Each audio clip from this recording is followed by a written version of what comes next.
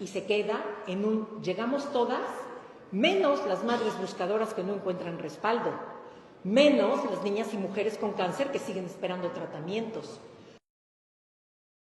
Y es por eso que como mujer mexicana quiero también desde aquí externar mi respaldo a la doctora Claudia Sheinbaum, porque realmente esperaba sentirme orgullosa de tener a la primera presidenta con A, de verdadera autoridad, con un poder que sí pudiera.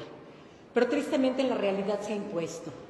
Y vemos a una presidenta que se apostó por defender la sobrerepresentación de Morena y aliados en un Congreso de la Unión que no la respalda. Y lo vemos en hechos tan simples como su propuesta de eliminar la reelección, siendo su propio movimiento quien le empuja hasta el 2030. Propone rechazo al nepotismo y actores como Manuel Velasco, ante quien se inclinó a besarle la mano, la desafía, destapando públicamente para la gubernatura de San Luis Potosí a la esposa del actual gobernador. O a Raúl Monreal pretendiendo ser sucesor de su hermano David en la gubernatura de Zacatecas. Por cierto, hermanos de Ricardo Monreal, presidente de la Cámara de Diputados.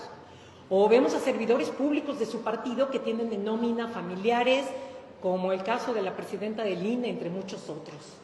Ante la insistencia de la presidenta de vivir con austeridad republicana y justa medianía, como ella lo hace, vemos que diputados, senadores y políticos de su movimiento la desafían, con viajes de lujo, helicópteros privados, vehículos de alta gama, uso de joyas y fiestas ostentosas.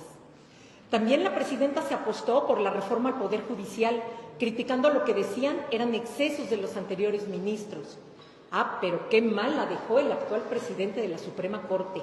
Sí, el ministro del Pueblo, porque lo primero que hizo fue gastar millones de pesos en camionetas blindadas, togas finísimas, vuelos en primera clase y ni hablar de su actitud soberbia al permitir que dos personas, una de ellas mujer, se hincaran a limpiarle los zapatos. Recientemente hemos visto una batalla campal entre figuras políticas de alto nivel. Jesús Ramírez Cuevas y Julio Scherer se acusan de delitos gravísimos, como huachicol y de abrirle la puerta al narco. La gobernadora Sansores y Monreal iniciaron confrontaciones señalando hechos que derivan en probables delitos federales que se deberían investigar de oficio y que la Fiscalía de la República simplemente ha decidido ignorar. Pues debería haber un sinfín de carpetas de investigación abiertas. Y pues tampoco puede esperarse mucho de esta institución, pues basta recordar el accidente del tren interoceánico, donde terminó encubriendo a los verdaderos responsables. Y qué decir del ofrecimiento de Mario Delgado a Marx Arriaga, a quien a pesar de las acusaciones de corrupción, le obsequia una embajada a cambio de dejar el cargo, como si la jerarquía de la presidenta fuera intrascendente. Todo esto ha provocado una franca tensión con el discurso presidencial, lo que llevó al coordinador parlamentario Ricardo Monreal a reconocer públicamente que los errores internos del partido terminan afectando a la presidenta, que cada escándalo la debilita y que es injusto para ella. Imagínense, si entre ellos se mienten, ¿cómo no le mentirán al pueblo? Si entre ellos se traicionan, ¿cómo no traicionarán al pueblo? Oigan, esto no proyecta gobernabilidad, proyecta fractura en nuestro país. Y si hablamos del ámbito internacional, abundan las inconsistencias, como lo declarado sobre la detención del exatleta canadiense, quien estaba en la lista de los 10 delincuentes más buscados por dirigir una red transnacional de narcotráfico.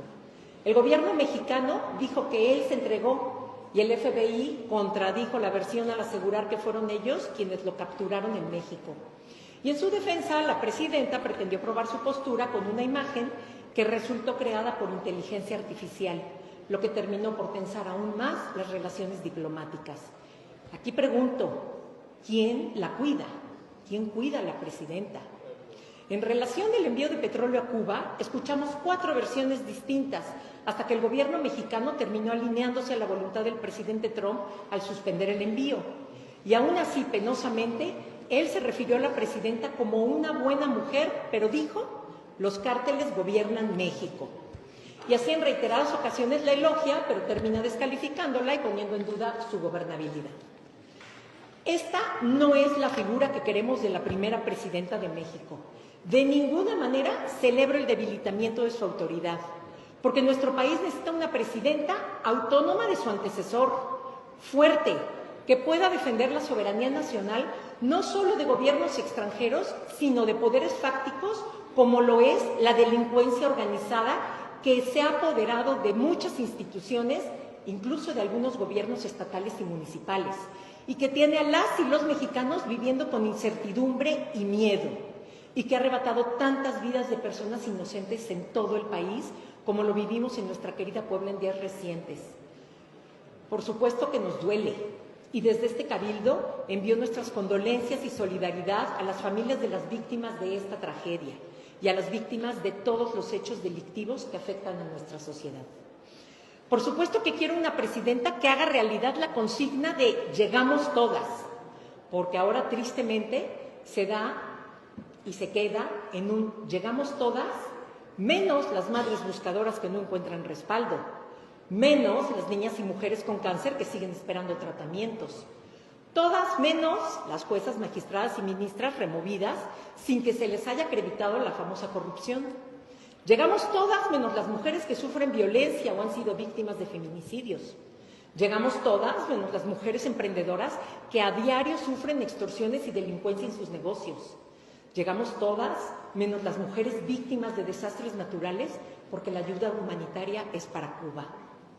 Sé que escuchar esto es doloroso, sin embargo, sabemos todos que es completamente cierto. Y si bien se presentan encuestas que ponen a la presidenta en un alto índice de aprobación, cabe señalar que la representación simbólica importa, claro que importa, pero más importa el ejercicio real del poder. Porque una presidenta con A no solo representa un avance histórico, debe representar autoridad efectiva, con conducción firme y coherencia política y ética. Lo digo con respeto y con cariño. La aprobación no sustituye la gobernabilidad, la narrativa no reemplaza el mando y el discurso no corrige la ingobernabilidad. Insisto en que no celebro el debilitamiento de la figura presidencial, al contrario. A México le conviene una presidenta fuerte, legítima y respetada, pero fuerte en resultados, no en propaganda, legítima por méritos, no por imposición, y respetada por coherencia, no por consigna.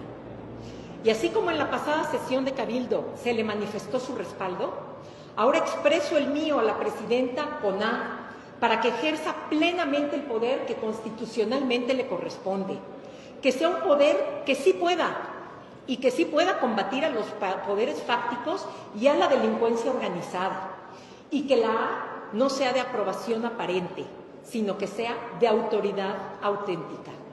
Por supuesto, siempre en favor de una sociedad mexicana verdaderamente humana, justa, segura y en paz. Gracias, presidente.